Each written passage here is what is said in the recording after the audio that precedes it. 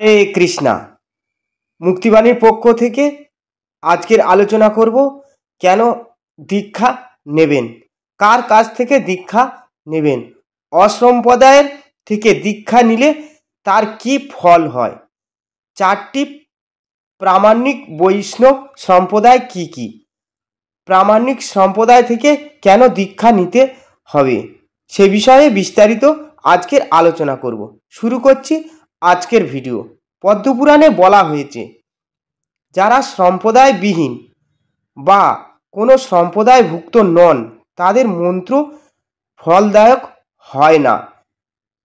এই জন্য কলিকালে শ্রী মাধব, রুদ্র ও সনক এই চারজন খ্যাতি পাবন বৈষ্ণব আবির্ভূত হয়ে চারটি সম্প্রদায় প্রবর্তন করবেন। জগতের পবিত্রতা সম্প্রদায়কারী শ্রী ব্রহ্ম, রুদ্র ও সনক এই কলিযুগে চারটি সম্প্রদায় ভগবান শ্রীকৃষ্ণ থেকে বা উৎকল দেশ পুরুষোত্তম ভগবান শ্রী জগন্নাথ থেকে আবির্ভূত হবে। ভক্তমাল গ্রন্থে দেখতে পাই, শ্রী রামানুজকে চতুর্মুখ ব্রহ্মা, মধ্বাচার্যকে রুদ্র মহাদেব, বিষ্ণু স্বামীকে এবং চতুষ্ষণ সনক, সনন্দ ও সনাতন সৎকুমার নিম্বাদিত্যকে আপনি আপন সম্প্রদায় প্রবর্তক রূপে স্বীকার করেন। এই চার সম্প্রদায়ের হাতে অসংখ্য বৈষ্ণব সম্প্রদায়ের সৃষ্টি হয়েছে। আমাদের ইন্দ্রিয় সমূহ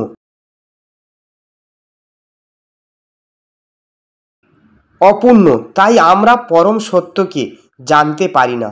যেমন কোনো বিষয়ে জ্ঞান লাভ করতে হলে আমরা সে বিষয়ে জ্ঞানীর নিকট হতে শিক্ষা লাভ করি, তেমনি পরমার্থ জ্ঞান লাভ করতে হলে তত্ত্বদর্শী ব্যক্তি বা পরমার্থ তত্ত্ববেত্তা পুরুষের আশ্রয় গ্রহণ করতে হয় এবং এই তত্ত্বদ্রষ্টা পুরুষ হলেন গুরুদেব।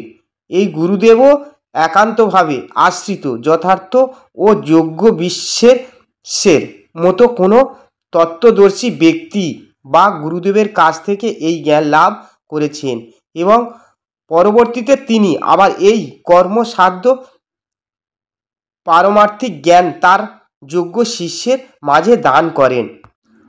এইভাবে যথার্থ শিষ্য পরস্পরের মাধ্যমে আদি গুরু পরমেশ্বর ভগবান শ্রীকৃষ্ণ থেকে এই জ্ঞান প্রবাহিত হয়েছে এবং পরবর্তীতে তা একাধিক ধারা বা গুরু পরস্পরায় রূপ বা সম্প্রদায় সৃষ্টি হয়েছে। বিশুদ্ধ প্রামাণিক পরস্পরায় দিব্য জ্ঞান স্বয়ং পরমেশ্বর ভগবান থেকে পরস্পরার ধারা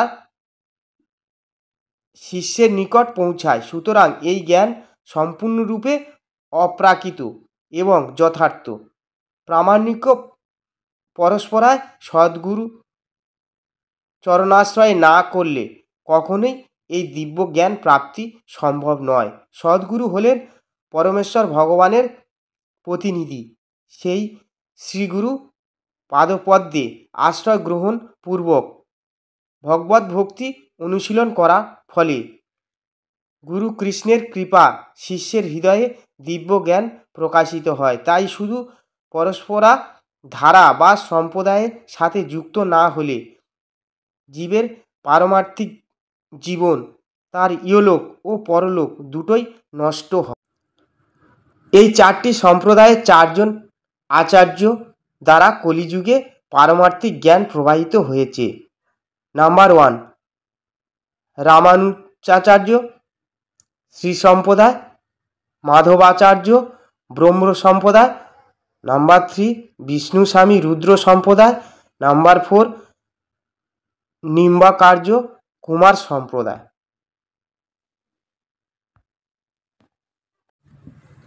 শ্রীচৈতন্য মহাপ্রভু এই চারটি সম্প্রদায় ছাড়া অন্য নিজ মন গড়া অসম্প্রদায়গুলিকে ত্যাগ করতে নির্দেশ দিয়েছেন। শাস্ত্র ও তত্ত্ববিদগণের মতে 4টি শুদ্ধ পরস্পরায় ভাগবত তত্ত্ব বিজ্ঞানের বিশুদ্ধ মন্দাকিনী ধারা বর্তমান আছে। এর বাইরে বিভিন্ন সময়ে মনোধর্ম প্রসূত যত তথাকথিত সম্প্রদায় সৃষ্টি হয়েছে তা সবই অসম্প্রদায়। যারা উপরোক্ত এই 4 সম্প্রদায়ের বাইরে দীক্ষা নেবেন তাদের মনুষ্য জন্ম বৃথা যাবে এবং ভগবত ভক্তির অনুশীলন না করে মনুষ্য জীবনের সদ্য ব্যবহার না করার ফলে পরবর্তী জন্মে পশুজনি প্রাপ্ত হবে।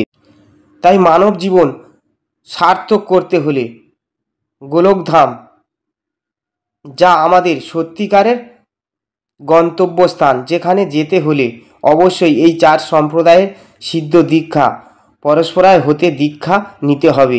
তবেই পরমেশ্বর এর সেবায় অধিকারী হতে পারব, তার ভজনের মাধ্যমে তুষ্ট করে তার চরণ যুগল লাভ করতে পারব এবং তা অবশ্যই সিদ্ধ। গুরু পরস্পরার তথা দীক্ষা পরস্পরার মাধ্যমে। অনেকেই বিভিন্ন মত ভালো লাগে বলে যেখানে সেখানে হতে দীক্ষা নিয়ে নেন এবং তা সিদ্ধ না। আবার অনেকে শাস্ত্রীয় বিধি নিষেধ মানতে হবে না বলে, যেখানে সহজে দীক্ষা হয়ে যায় সেখান থেকে তারা দীক্ষা নিয়ে নেয়। তারা খালি বাইরের লোক দেখানোর জন্য যে আমারও গুরু আছে, তাই সেখান থেকে দীক্ষা নিতে নেই। অন্ধকার দীক্ষা নিয়ে লাভ নেই, কারণ দীক্ষার দ্বারা যদি কারো জীবন পরিবর্তিত না হয়, কেউ যদি দিব্য জ্ঞান লাভ না করতে পারে, কেউ যদি শাস্ত্রবিধি অনুসারে ভগবত ভক্তির অনুশীলন না করতে পারে, তাহলে সেই প্রকার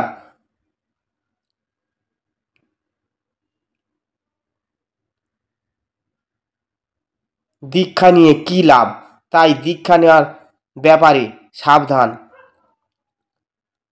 উক্ত 4 সম্প্রদায়ে পরস্পরা ধারায় আগত শিক্ষা প্রদান করাই গুরু পরস্পরা উদ্দেশ্য। অন্যথায় গুরু পরস্পরা কেবল একটি শারীরিক পরস্পরা।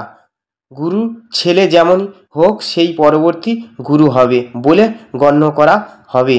মনে রাখবেন, অসম্প্রদায়গুলি কেবল তাদের গুরু নামধারী ব্যবসা চালিয়ে যাচ্ছে, যাদের দেওয়া মন্ত্র কোনো ক্রিয়া হয় না। আবার অনেকগুলো গুরু আছে যাদের মন্ত্র একটি নির্দিষ্ট সময়ের জন্য দীক্ষা দিয়ে রিচার্জ করতে হয়, আবার রিচার্জ ফুরিয়ে গেলে আবার তাকে দক্ষিণা দিয়ে আসতে হয়, তবে সেই মন্ত্র নাকি কাজ করে। আবার অনেকে বলে দুনিয়ায় নিরামিষ খেলেই হবে, বাকি দিনগুলো জীব হত্যা করো, কোনো অসুবিধা নেই।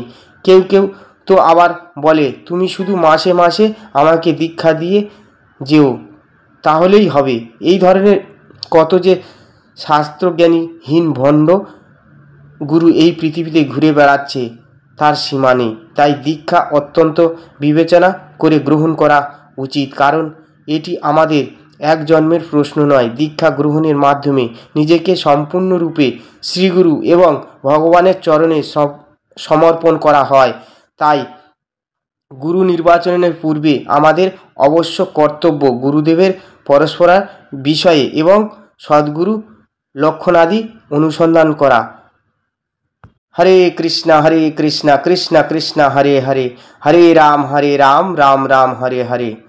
ভিডিওটি ভালো লাগলে লাইক করবেন, শেয়ার করবেন এবং বন্ধুদের মাঝে কমেন্ট করতে ভুলবেন না।